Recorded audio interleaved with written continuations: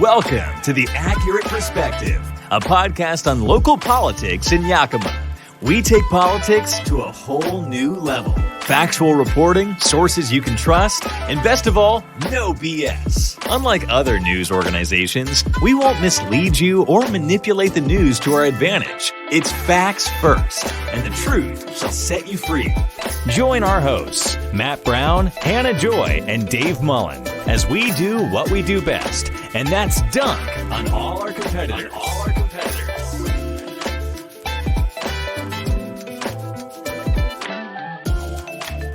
All right. Hey, welcome back to the Accurate Perspective podcast. This is episode 25, and we have been gone for a very long time, but we're back, and we're back here today with some guest hosts. With Jim Walsh, Representative Jim Walsh, and then she's actually my co-host, not a guest host, but Hannah Joy.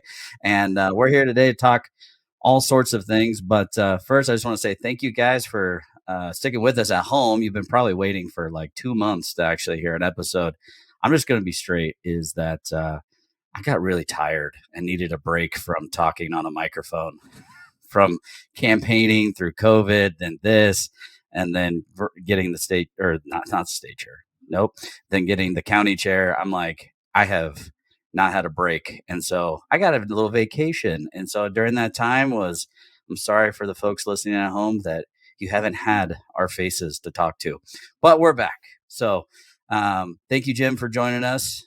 How's it been at the state legislature? Last time we talked to you, you guys were in session.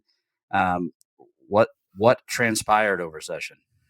Well, a lot, and not all of it great. I'll try to cap up the legislative session. It did end with kind of a stumble. This was the long session. We mentioned that when we talked before. We work on a 2-year cycle in Olympia, with a longer session in the odd-numbered year, a shorter session in the even-numbered year. And the longer session in the odd-numbered year is the usual hullabaloo, but it also is the making of the budgets, the 2-year budgets for the state. In Washington, we have 3 state government budgets: the operating budget, which is the biggest by far, the transportation budget, and the capital, sometimes called capital construction budget. Excuse me. We passed all 3. The operating budget, the biggest by far, comes in at about $70 billion for the 2-year budget cycle. And that is the 2 years starting this fall. We work on fiscal years that go fall to fall. So for the 2-year period starting this coming fall of 2023, $70 billion, just a tad under $70 billion. Most of that money, about half of that operating budget money, goes to operating K-12 schools around the state, 295 school districts in the state of Washington, as well as a handful of charter schools and some other K-12 education expenses. So that's the biggest chunk of the operating budget. The next biggest chunk is for a variety of state benefit programs, the largest of which is our Medicaid system, Apple Care, we call it here in Washington. The money in the Medicaid system is a combination of federal and state money, but the program is administered by the state. And that's true for Medicaid in all 50 states. The states run them with a combination of federal and state money. So that's the second largest piece. And then all of the state agencies' budgets come out of the operating budget. So all the state agencies here in Washington, the Department of Social and Health Services, DSHS, Department of Children, Youth and Families, DCYF, Labor and Industries, L&I, Ecology, Fish and Wildlife, all the state agencies, their operating budgets come out of the operating budget. And then a handful of other operating expenses, some of which have to do with delivering specific sorts of care, lately mental health care, and basically addiction treatments, all come out of the operating budget. But the biggest chunk is K-12 school funding. The transportation budget, which you'll hear different amounts, pegged at different amounts of money in terms of its size. A little confusing because the transportation budget also combines some federal money with state money, but the state portion of the transportation budget is approximately $12 billion for the 2-year budget cycle. And in the state transportation budget, of course, we pay for road and bridge maintenance. We pay for the Washington State Patrol. All of its operating budget comes out of transportation. The Washington State ferry system is paid for out of transportation, as well as the State Department of Licensing is paid for out of transportation. Transportation includes operating expenditures, but also some capital expenditures. So the infrastructure and hardware of building new bridges, traffic circles, buying new ferry boats for the ferry system, those are capital expenses that also come out of the transportation budget. So the transportation budget is a combination of operating and capital expenditures. And then finally, the third budget, the smallest of the three, is the state capital budget, paying for infrastructure projects and other things. The state capital budget comes in at about $8 billion for the 2-year cycle, maybe a little less. And that pays for infrastructure that is not explicitly transportation infrastructure. It's a lot of parks, and it's a lot of school buildings. The financing of school buildings is handled differently than the operations of schools. So when you, in your community, when you have a school bond that goes out to build a new, say, elementary school, you'll always hear that the state matches part of the funds raised by a local bond to build a new school building. That comes out of the state's capital budget. There are a few other things that come out of the capital budget. A lot of our public housing projects come out of the capital budget, and as well as some other projects. But when you hear capital budget, think in terms of physical things you can touch: buildings, curbs, infrastructure around ports and port districts, things like that. So those are the three budgets. We passed them all. It was a bad legislative session, but the budgets were kind of the better part of it. The smaller two budgets, capital and transportation, were very well negotiated, very bipartisan, ended up getting voted through the legislature. If they weren't unanimous, they were nearly unanimous votes. So very well done on the two smaller budgets. The larger budget, the operating budget, a little more partisan, not as much across the aisle support there. The speaker and her majority did not work with those of us who are in the minority party as closely. And it was voted off on a more partisan vote. And we in the minority party liked some parts of it, but not all of it. We think that money is being spent badly on some of that mental health care, on some of that addiction services. It's not that we disagree the money should be spent on those things. It's the way we're spending it out of Olympia we think is inefficient and doesn't help people as directly as it should. There was an interesting argument on the operating budget over some additional money to K-12 special education programs. It will kind of flip the usual debates on its head. The Republicans wanted more money for special ed, and the Democrats were arguing for less money for special ed. It was a bit unusual. Part of the reason that happened is the Democrat majority, of course, is very close politically with the teachers' unions in this state. And the teachers' unions don't like to see K-12 education money dedicated to certain types of expenditure. They prefer to see it generally available. And they didn't like the fact that we were talking about putting hundreds of millions of new dollars into special ed programs that would have to be spent on special ed. We ended up sort of reaching a compromise on that piece. We were able to get the Democrat majority to put more new dollars into special ed, K-12 special ed.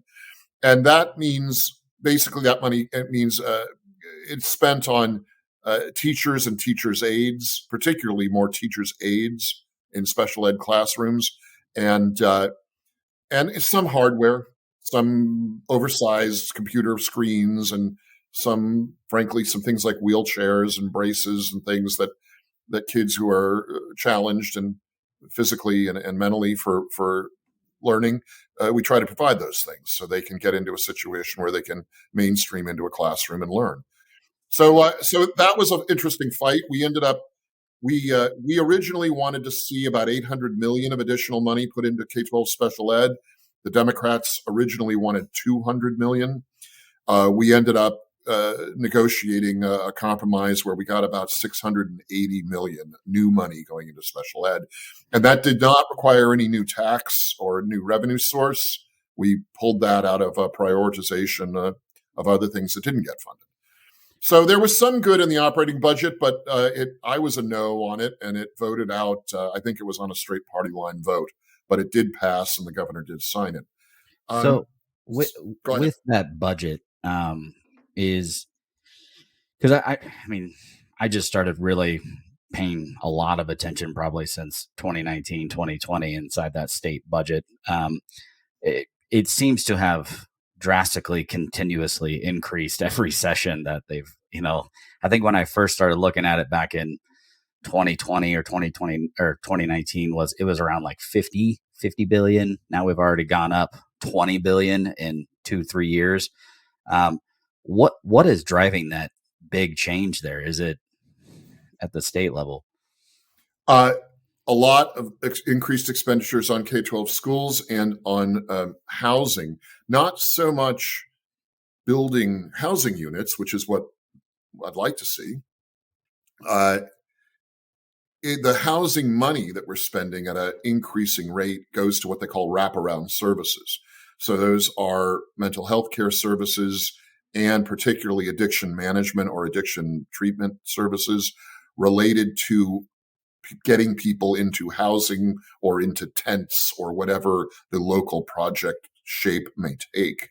And this is where many of us, myself included, are critical of that. We think that money is basically wasted, and we need to find more effective ways to get people who are addicted into treatment so that they can get past their addictions. It's no secret that the state has kind of dedicated itself to making addiction easy and manageable. And we are drawing people from around the country to the state of Washington, people who are addicted to opiates or in some cases to alcohol, but it's mostly opiates, mostly fentanyl these days. It's a place for them to come. It's easy to get. They're not harassed for using, and they're given, they're enabled with public resources to use, whether it's free needles or pipes to smoke cocaine or heroin with. They're given places to stay, even if it is a tent, and it's perceived as a good place to be if you want to be an active addict. We need to change some of our culture here in Washington on those fronts, but that's going to be a long time undertaking. So you guys did get the Blake faux fix in, is what I'm calling it. It has some things. As a city, we looked at it, and we actually have taken a little bit more stricter approach and actually brought a lot of that into the municipality versus being just left up to our county. What we started to realize with our county, at least in Yakima, is our prosecuting attorney inside of Yakima County is like backlogged. And we were like, great. So we have this Blake fix and we're not going to be able to do anything with it because our county prosecutor is not doing, they're doing things, but they're just really case logged at the moment. So we brought that piece into the city, which is going to happen on July 21st. We passed an ordinance last month. Can you talk about a little bit what's in that fix and what wasn't in that fix that, because you guys didn't pass it by the end of session. Then you guys got called back in for like a little kumbaya session and then then sent back out. Yeah, it was a mess. So moving away from the budgets, we go to pure policy. And probably the most significant thing to talk about in the pure policy circle was the State v. Blake fix. So-called. State v. Blake was a Washington State Supreme Court ruling that our existing law, which made the possession of hard drugs, sometimes called Schedule I narcotics, a Class C felony, the lowest type of a felony, was unconstitutional. The state Supreme Court said that law, which had been on the books for decades, was unconstitutional because it did not sufficiently require knowingness on the part of the person possessing the hard drugs. That the law allowed for someone who unknowingly possessed heroin or fentanyl or cocaine or methamphetamine to be prosecuted under the law, that was unconstitutional. So these terms in legal circles, sometimes they'll be called, you'll hear mens rea or scienter. These are the legal terms, which means you are aware of what you're doing when you do it. So the court told us, well, the law was not sufficiently demanding of knowingness in the possession. And the state Supreme Court said, look, insert the word knowingly into the existing statute, and the statute will be constitutional. The crime of possessing these drugs can remain a Class C felony, and you can go forward. You would think that that's what the legislature would do. That seems like an easy one. The legislature did. No, that was too easy. The legislature decided to use the ruling, the State v. Blake ruling, as an excuse to open up the entire body of law around drug possession and try to reinvent it whole cloth. And the results were disastrous. For about a year, we had in place a patchwork, a temporary set of language that effectively decriminalized the possession of these hard drugs. Everyone agreed that was a disastrously failed temporary fix. So one of the top priorities of this session that just ended was supposed to be to make a permanent fix to the State v. Blake decision and make our statute compliant with the Constitution per the instructions of the state Supreme Court. So we went around and around and tried to negotiate some kind of fix. I was on the side that said, look, let's do exactly what the state Supreme Court said. I don't always agree with those guys, but they gave us the simplest orders on what to do. Let's insert the word knowingly as suggested in the statute. That is not what happened. What happened initially was the speaker put forward a proposal, a bill, that would make the knowing possession, a misdemeanor, but not even really a misdemeanor, a misdemeanor with a bunch of asterisks on it. And that was basically the temporary Band-Aid that everybody had agreed didn't work. So the trouble is the speaker is held hostage by a small but vocal subset of the legislators in her caucus who want hard drug possession to be decriminalized. And they simply would not go along with any of her mealy-mouthed, watered-down, half-effort compromises, which I actually respect. I don't agree with their principle, but I understand they're standing on principle, and I respect people who do that. I just think they're going the wrong direction in principle. Not the right principle. So the speaker put on the floor of the legislature for a vote on the last day of the regular session her watered-down, mealy-mouthed compromise that no one liked. Her own side didn't like, our side didn't like. She thought she was going to be able to convince some Republicans to join her in voting for the watered-down, mealy-mouthed version, and she was wrong. 0 Republicans voted for it, and barely half of her group voted for it. So it did not, she put it on the floor for a vote, and it did not have enough votes to pass. This is a humiliating loss for the speaker, who tries to always manage the votes so that she only puts on the floor votes she knows she has enough bills that she knows she has enough votes to pass. So it was and it was on the last day. It was on the late afternoon, early evening of the last day. So she didn't even really have time to reset. She left the vote open on the floor, which the speaker at his or her prerogative can do, hoping to arm twist some of her people or our people or somebody into backing it so it would get enough votes to pass. And that backfired. In fact, as she left the vote open, more votes were switching from yes to no on it So she ended up pulling it down. I mean, she couldn't pull it down. It was always up for a vote. She ended up calling the vote, ending the vote, and the bill failed. It didn't pass. So immediately we had to schedule a special session. The governor was frustrated because he wanted to sign something to show he was in charge. He didn't have anything to sign, which showed he is in fact not in charge. And everybody was angry. So the governor, who has the constitutional power to call a special session, immediately set up a special session for about 2 weeks after the regular one ended. And for about 10 days, there were some serious negotiations. And we got to the place where we got a slightly better compromise. That is, the knowing possession of fentanyl, heroin, methamphetamine, cocaine is now a gross misdemeanor, not a simple misdemeanor. But it's also got some asterisks attached. It's a gross misdemeanor with a lesser penalty than a gross misdemeanor usually has.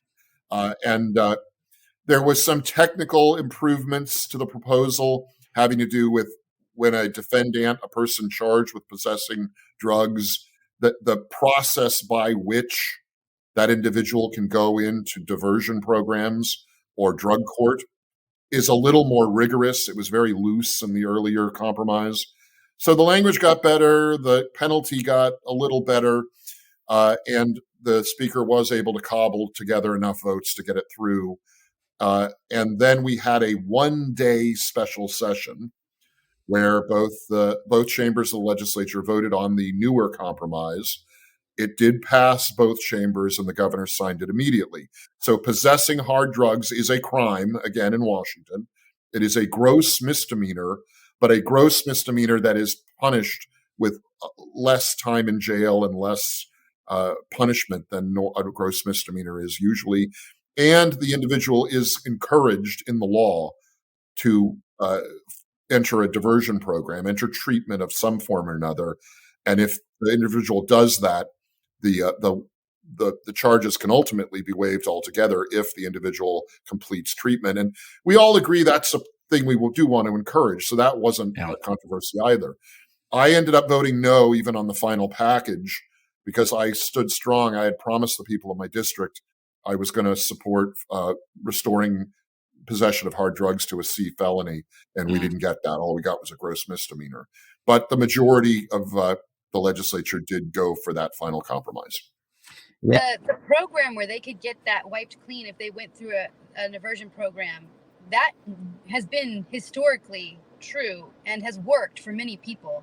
And I'm saying that because we have a person in our county who said that when that went away, she saw people no longer sought treatment. They didn't even care to. The only reason they did to begin with was to get that taken off their record. And she saw phenomenal results of people whose lives were completely turned around because of that. So that is so important to keep. And that was really not at issue in any forms of the various compromises. Everybody agrees we want to encourage those diversion programs. I just feel that the risk of a C felony is a better incentive for someone to get into treatment than a watered down gross misdemeanor that looks more like a simple misdemeanor. So the object of any of this is not to make people spend more time in prison. The object is, how do we create the greatest incentive for an addict to get into treatment and break the addiction? And, we'll see how this compromise goes. It may be enough. But to your point originally, Matt, if we had restored criminal possession, knowing possession, to a C felony, it probably would have been a higher priority for local prosecutors to pursue.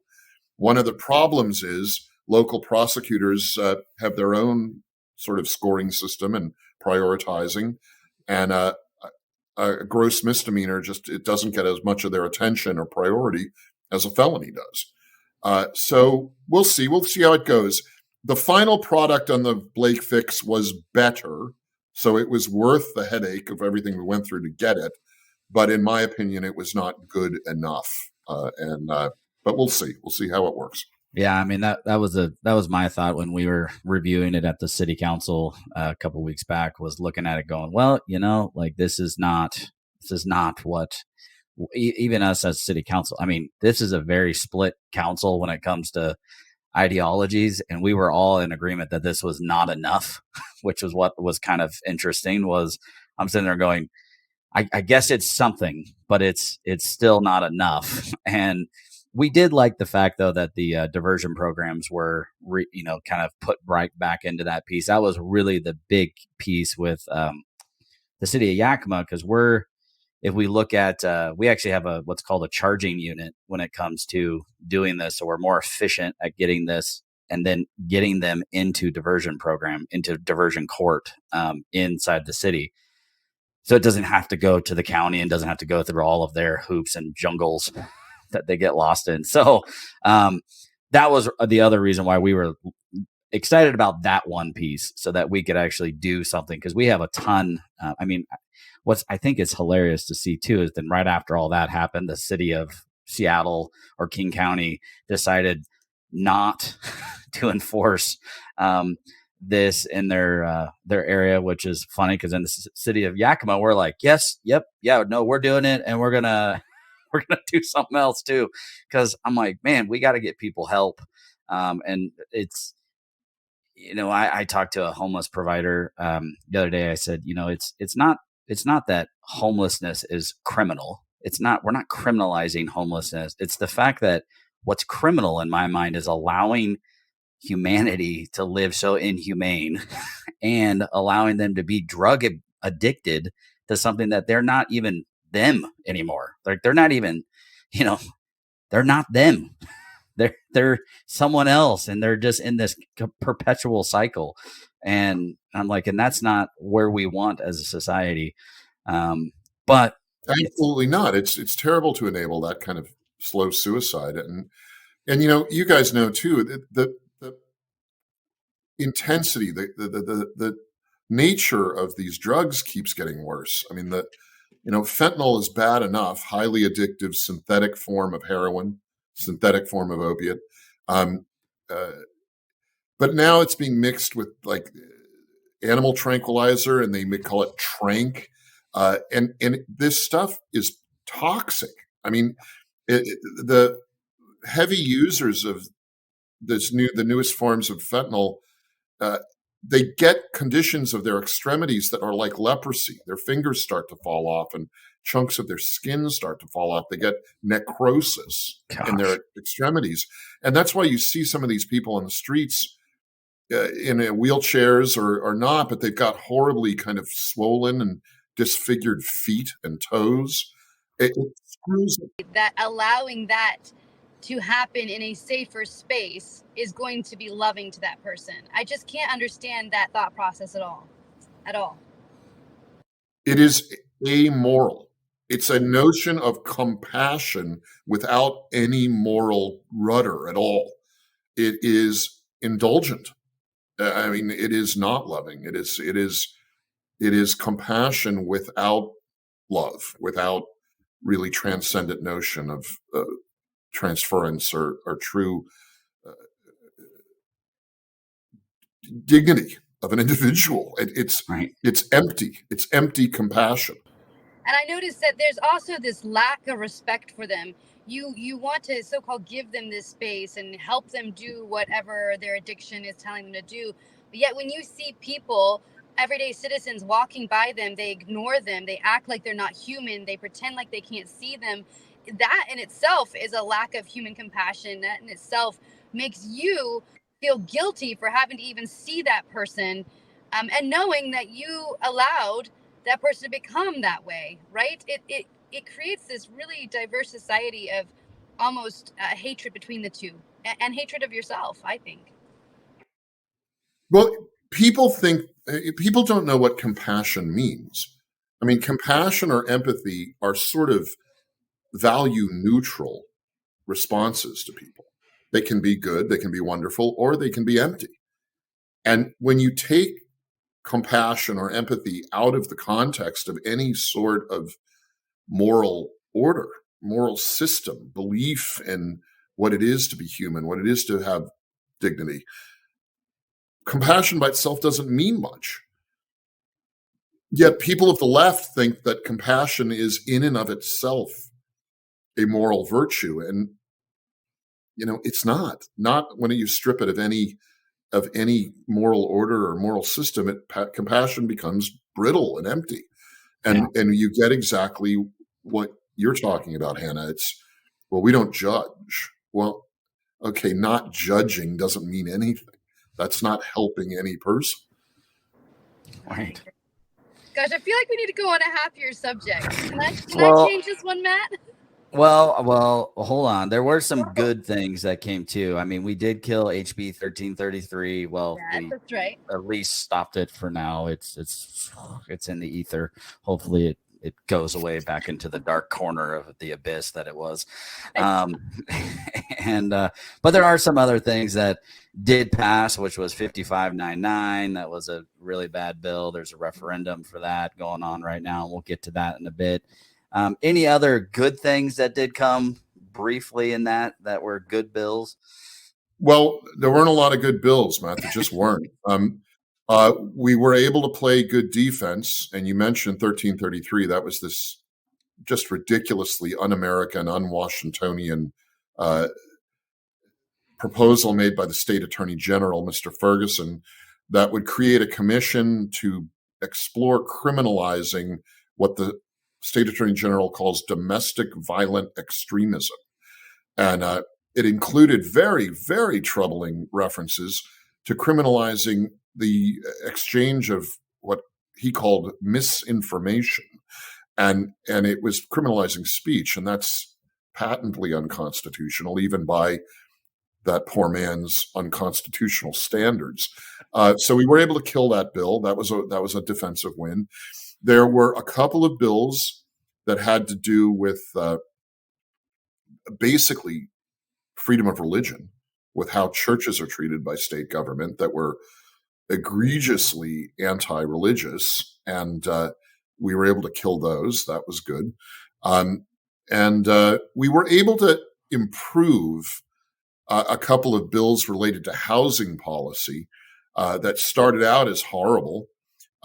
Basically, the current governor and his supporters want to take zoning out of the hands of cities and counties and make zoning at the state level. Land use, zoning, housing. And we were able to knock down several of those proposals. One of them did get through, House Bill 1110, that does take away some of the local control on zoning, but we were able to narrow its focus enough that most cities are not touched by it. Only larger urban cities in Growth Management Act counties really are affected by it. But they're going to come back for that. They want that middle housing bill, isn't it? Zoning. The bill was called the Middle Housing Bill, and what that means is, in places which traditionally have been zoned for single-family housing, now by law you can build duplexes, triplexes, or 4-unit buildings, where before you could just build a single-family home. So they're going to come back and try to get more state control of local land use and zoning. That's something they want very badly. They also wanted a couple of tax increases, which we were able to knock down. They wanted to further increase the real estate excise tax, which is a fee on real estate transactions when you get your closing docs. If you buy a house, it's one of the fees that are on that list. And they wanted to increase, just straight up increase property tax formulas by up to 300% over where they are now, which is just a complete ridiculous proposal, given that people are already complaining about property taxes in the state, and they'd triple them, or up to triple them. So we killed all of those things. Unfortunately, all we have are defensive wins this session. We did not have a lot of proactive wins. Yeah. I know that 1% to 3% one with the property tax was a big one. It's interesting because, like, in the city of Yakima, we've been having a huge budget issue with all these cities are, but we're having one right now. And our staff were like, oh, if we get to 3%, we're not going to have a budget problem anymore. And I said, well, yeah, we still will. Everybody else will. everyone will be broke. So, it'll be great. But I was glad that kind of faded into the distance. Hannah, what was the more exciting news? So, that is, I heard somebody's running for Washington State Republican chair. Yes, thank you, Hannah. I'm the current chair of the state Republican Party has announced he's stepping down and taking a job with a well-known national kind of political action group. And I've thrown my hat in the ring to replace him as chair of the state Republican Party in Washington. It's not a general election. It's a special election that is involves the state committee of the state Republican Party. Same system works for all parties, Democrat or otherwise. The chairs are selected by the state committees. And so it's a small universe of people, about 120 people vote. And we're going to have a meeting coming up in August where the 120 people will vote for who they want as the next chair.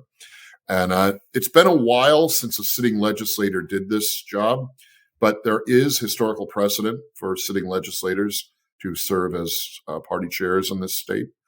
And probably most famously, at the federal level, at the national level, the longtime U.S. Senator from Washington, Henry Scoop Jackson, served a couple of terms as the chair of the Democrat National Committee while he was a sitting U.S. Senator. So there's tradition nationally and here in Washington for this.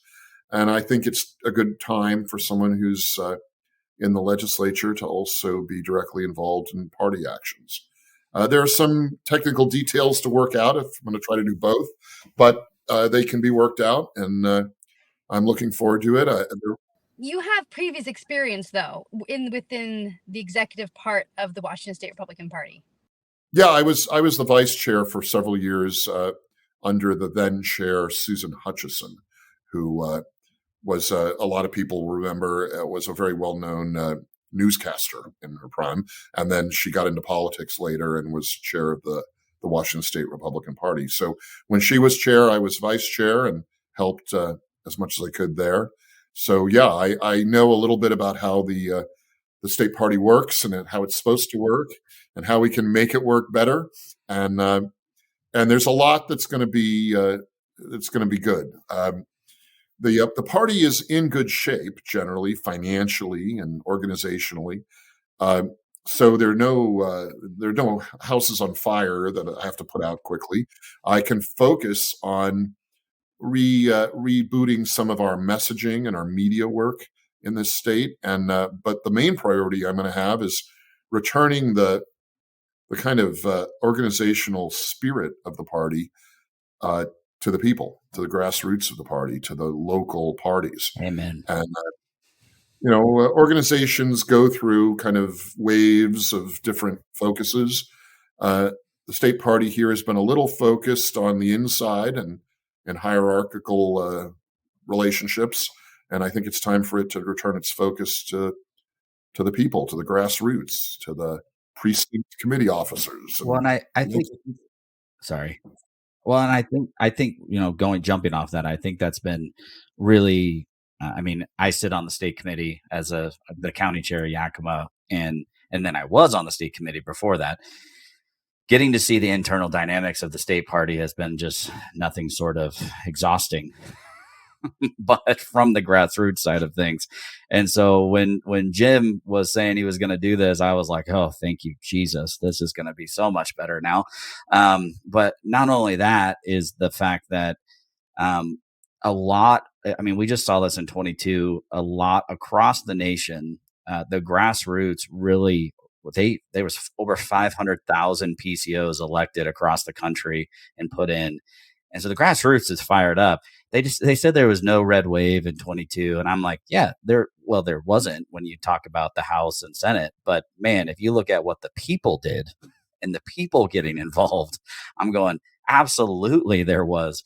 And you're seeing that even in our state party where a lot of the county parties are, they're pretty gung-ho right now, jumping forward, endorsing candidates, changing bylaws, reorganizing, fundraising, doing all these different things that it's like where's this been for the last however many years? Right. And it's because there's motivated people that are jumping out there. And so I think having a chair, and I'm not saying Caleb wasn't motivated. He was, but I think there was certain things he was good at. And I think trying to figure out how to organize from the bottom up is a very different mentality that I think you're great at. So Hannah, what are you? You're not biased at all, Matt. No. I mean, our county party endorsed him, so it's. I was gonna go back and say that Caleb has been a phenomenal fundraiser for the party.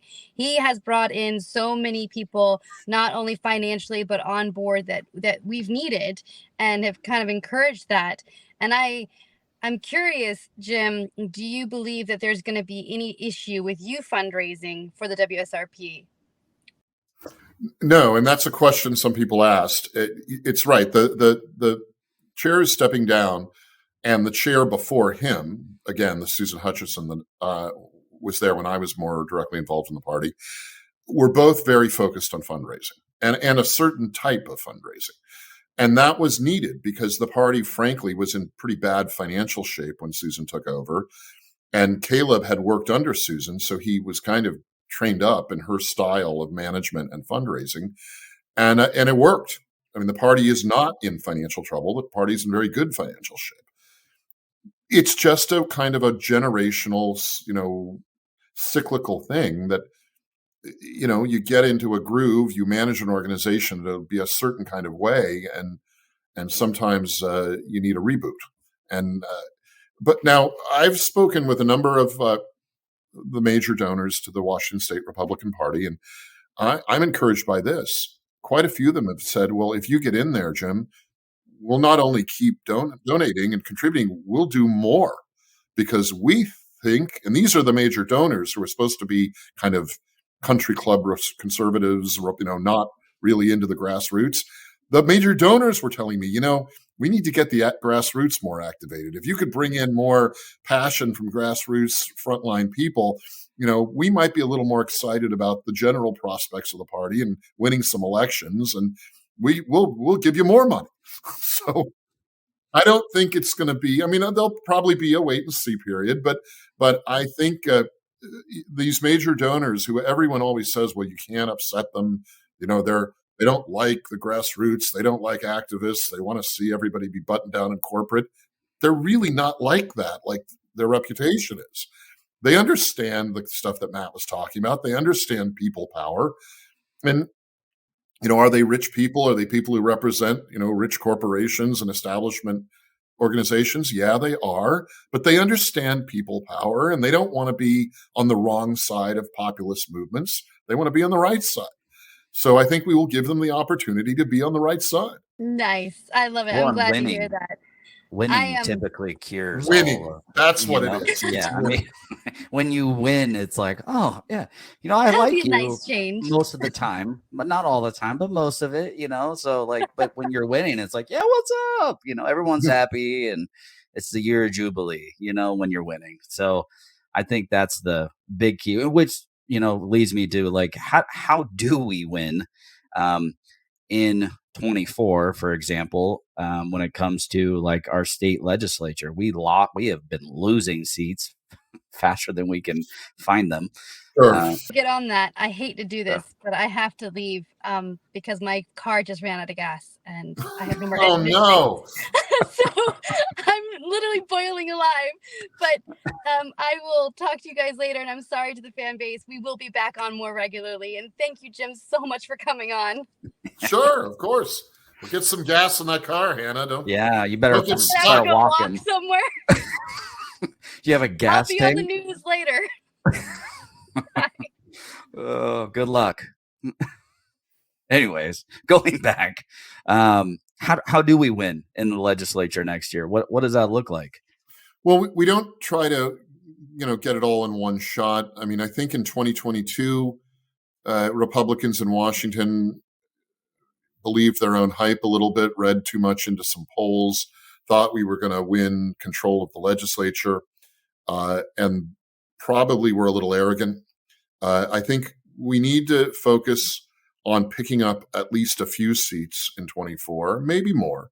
But we need to sort of build from a smaller focused core outward rather than trying to win 20 or 30 seats in some big, broad, frankly, kind of unfocused approach. So I think we are more practical. We are more narrowly focused on a few key races. But that said, Matt, you know this, and you and I share this in common. I don't believe you can compromise your way to success in politics. Yeah. I think you have to stand on values and principles and express them, speak of them in clear ways that people believe are true, that you mean. And I think you invite people to come to you. For a long time in our state, the conventional wisdom has been we have to hide what we believe in order to convince people to support our candidates. And it's no news. Anyone in politics in this state knows I've been a critic of that approach. And my belief is you're absolutely straight about what you believe. But you do it in a tone and you do it in a way that people believe you're on their side, that you will be their advocate in Olympia or in DC or wherever you may be. And you don't have to agree on every point to get someone's support. I'm always encouraged in my district when people say to me literally that, Walsh, I don't agree with you on every point, but I know you're good for our area. I know you're fighting for us. So, we don't agree completely on the gun thing. You're a little more on guns than I am, but I still think you're good for our area and you support us and you argue for us and you defend us. And sometimes it's abortion. People will say, well, I'm on the pro-choice side. I know you're pro-life, but I also know that that's not the whole thing you're about. You're about a whole bunch of different values. And I think I'm with you on most of them. So, but you can't even have that conversation with people if you're not straightforward about what it is you believe. When you're hiding what you believe and using focus group talking points to not offend anybody, you end up losing everybody. And I think we need to give the people of this state choices in their elections of people who are telling the truth about what they want to do and what they believe. When I ran for city council, one of the things I always told people was like, if you're trying to run for any office, I'm like, I would recommend you run for one of these city council or school boards first. And the reason is, as you're out there door knocking and talking to people and being real with people, you don't hide who you are. And it's very fresh and the voter loves it, right? They're like, wow, you just are what you say you are. And I'm like, yep, that's what it is, and it's very interesting because like I've been helping a couple school board candidates and city council candidates run. And even just last night I was out door knocking for a city council candidate and he got him up to a door and he started talking and the gal was just shut him down. And she's like, and he goes, okay, that's fine. Here's my stuff. If you need something, just holler and whatever. And she was like, you're not upset? And he's like, no, like, this is just who I am. Like, I'm not trying to hide anything. Like, this is it. And she ended up saying, all right, put a sign out. You got my vote. Right. And I was just sitting there laughing. I go, man, we always, past that level from city to school board level, everything starts to get like, well, we have to word it just this way. And we have to, try to find just the right messaging point and then package it. And I'm like, man, or just be truthful with who you are and people can respect that. I mean, I got friends that believe differently than me, but we're still friends. Exactly. Exactly. It's called humanity. That's how normal people are. Right. No, it's so true. And there was a time, again, it's kind of cyclical. There was a time when some of these consultants with their package talking points, there was a time when that was kind of new, where that was, that changed the way politics went. And people who were more scripted and more talking points focused, they won. And it was like, wow, look at that. That works. And it really is like just any cyclical fashion. Now we have kind of too much of that stuff. And I think that people are tired of cautious, scripted candidates for public office. They want someone who's real, who will say what they believe and defy all the bickering and a lot of the really partisan stuff. That's not even driven by candidates. That's driven by consultants. That's driven by the invisible people, in the system behind the people running for office. I think if you're real and you come across as real, people want that. People want to know that Right. you're not some robot who's fed talking points and just spits them out, and not someone Cool. who's timid and has to see a focus group on every bill before they vote. I mean, that's just no way to be. And and and we've people had can too much see of that. through that. The Republicans in this state, frankly, have been too much of that. We've been too timid and too cautious and too, having no confidence in our own beliefs and our own values, and too hiding what we think from the general public. You got to stop that and just be straight. And not everybody's going to like you, and some people are Right. going to really, really hate you. Okay, fine. I mean, the truth is, they don't know you. They don't know who they hate. It's all propaganda. But some will be like that. Okay, fine. Whatever. Most will not be like that. And that's, when I was on the state committee, not as the chair, but as state committee man, we tried to pass a pro-life resolution for, it was probably 9 months to a year and a half trying to pass this inside the Republican chambers. Right. And I got so frustrated because I'm like, so what is the point of us sitting here talking about things of who we are as Republicans if we can't even stand on one thing that we all agree on in this room? We can't even just get, do this. And, and their responses back were, well, it's just going to hurt our chances, and it's going to hurt our ability. And I'm like, guys, you have an R behind your name. Let me just tell you something. Statistically, most Republicans are pro-life, statistically. And I go, guess what? The other side already knows that about you. You're not hiding anything. Right. I mean, the timidness there didn't work. I mean, the other side uses abortion rights as their lead and, frankly, only policy point. I mean, Right. Listen to like the current U.S. senators from Washington.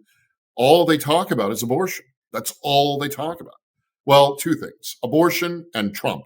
Trump, Trump, Trump, Trump, Trump, Trump, Trump, Trump, Trump. Abortion. Trump, Trump, abortion. Our timidness hasn't worked. It's still their main and only issue. So be clear about what we like and kind of move on. I mean, it's the same with Trump. They think that blathering on about Trump, they talk about Trump more than we do. I know. It's exhausting how much they talk about Trump.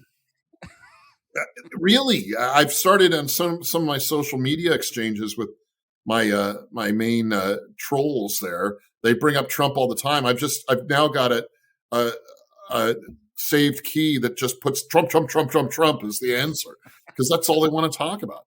And some are like that with abortion. All they want to do is say Republicans are extreme anti-choice. And no, we're not extreme anti-choice. We're pro-life. What's hard to understand about that? We're not anti-anyone. We're not anti-anything. When we were doing, you mentioned Senate Bill 5599, which is a parents' rights bill. The other side doesn't want to talk about it as parents' rights. They want to talk about it strictly as a transgender issue. That's not what it is. The bill is about parental rights and the ability of parents to know where their minor children are. I called out one of the reporters for the Seattle Times who characterized our rally in opposition to that bill, that is defending parents' rights, as an anti-trans rally. Well, we're not anti-trans anything. We're for parents' rights. And their filters in the media and on the left wing of the political spectrum are so narrow and so rigid, they can't understand that to be for something is not to be against something else. They have this very rigid I don't even want to call it morality because it's not a morality. They have a very rigid kind of logical system. And if you're for parents' rights, that means you're anti-trans. Well, that's nonsense. And we have some gay and even trans members of the parents' rights groups that I'm part of. It's not a trans or gay issue. It's a totally different issue. But they want to make it like what their rhetoric and their propaganda will support. And we have to stand strong against that. When you do the timid stuff and you hide what you believe, you're more easily drawn in to their systems of rhetoric and their narratives. And I just don't like being part of that. I know you don't. Yeah. No. Yeah. I mean, that's part of, I try to, I'm just pretty upfront about those things. I'm like, dude, this is, we can't get lost into the weeds and so much. I mean, I had a reporter actually reach out to me recently about the Republican Party and was interested in, the history behind the party. And this was a paper that's like Central Washington, and they did not know anything about the party and how it was formed and all the different things that made up the party. And I was like, it's literally in state law, some of these things like PCOs. I'm going, what do you mean you don't know this information? And afterwards the gal goes, this is really interesting information. Like, does every county party structured this way? And is the whole state like, we didn't know any of this. And I'm like, man, see, like if you're just looking at headlines or buzzwords that are out there, you'll never understand like, well, this is not actually as bad as this is actually a better fit for you if you actually understand how the party is supposed to work. But anyways, I just think that was interesting. Shifting a little bit, the governor's race. I know you can't. You're staying neutral on the governor's race, and that's good. You're going to be chair. I'm just calling it right now on August 12th. So speaking it into existence. What's your thoughts on? We have pretty much two front runners right now, which is Semi Bird and the new guy who just jumped in today, Dave. Is his name Reichert or Richard? Reichert. What's your thought? It's interesting. It's a good couple of candidates. We got strong candidates. There was another candidate who had announced, but that fellow has decided to support Reichert, who just announced recently. He filed his paperwork a few days ago last week, but he announced formally just yesterday. So where it was Semi Bird and a guy called Raul Garcia running, now Raul Garcia has stepped out and is going to run in a different race and is throwing his support behind the new entry, Reichert, Dave Reichert. So Semi Bird is from Central Washington, a former military guy, current school board member and local chair of a local party in the Tri-Cities area. Very charismatic. I mean, Bird's real strength is he's a great speaker and a great orator and a great motivator for people. Reichert is a former sheriff of King County, elected sheriff of King County back when they elected their sheriff. They've since changed their system to where they don't elect the sheriff anymore. But Reichert was the sheriff when they did elect sheriffs there, and then was a U.S. congressman representing the 8th district, which political nerds will know it's kind of the eastern part of King County, and then it goes over the Snoqualmie Pass and includes like Ellensburg in that area. And so he was a congressman representing that district. People call Reichert a moderate Republican. He's actually conservative. I mean, his voting record is pretty conservative, but his demeanor is very kind of laid back. He's temperamentally and tonally and in terms of style, he and Bird are kind of two sides of a coin. I mean, Bird is very charismatic and outspoken, and Reichert is a little more laid back and kind of a little more soft-spoken. So people are going to make a big deal about their philosophical differences. I don't think that's where they're really that different, but I think their personal styles are very different. And there will be some debates, there will be some forums, and people will have the chance to see the two of them interact with each other. And I think what you'll see is it's more about tone and style, their differences, than philosophical substance. But they're both good men, and I believe in the scripture reference that iron sharpens iron, and if we have a good race between them, we'll end up with a stronger candidate in the end. Yeah, I think that's it's interesting. I mean, I've been a Bird fan, and I'm on that full disclosure. I'm pushing Semi, but I will say is that when Riker jumped in, I was like, I don't even know who this guy is. I've been pretty heavily involved in politics for the last 3 years, and I'm going. My first thought was, who? Like, who is this? I even had to go ask some folks that are like around in Yakima that have been here a while, and they're like, oh yeah, I kind of remember him a little bit, and I don't know. It just seems like this like almost manufactured hype that has come out of nowhere, and it's it'll be interesting to see as we keep going forward. I am glad that we're moving. Raul Garcia, he is from Yakima and he is here. He is moving into a different race, so I'm glad that he stepped out of that race. So, it'll be interesting to see where we go in 24 on that way. I personally am trying to figure out how a Republican can even win in this state. That's the key piece. Well, that's a big reason I'm doing what I'm doing. I mean, the big reason I want to be chair at the state party is we've got to build some infrastructure. We've got to build some campaign infrastructure, not where you are and not even where I am. But we lack campaign infrastructure in some key places, including King County, including Seattle. We simply have given up that part of the state, and we don't have a well-organized system of PCOs and precinct walkers and people who know the area, know their neighbors. Now, we have Republicans. There are people in those areas, but we don't have an effective campaign infrastructure, organization. And that's something that I faced in my district in Southwest Washington out on the coast. It was the same way 8-10 years ago here. We didn't have PCOs. I mean, we had them, but they weren't activated. They weren't energized. They weren't out working their precincts. And so one of the things I did was, before I even ran for the legislature, was I helped rebuild that kind of structure here on the coast. And that led to a situation where I could get elected to the legislature and be the first Republican elected from this area in a bunch of decades. And so it can be done.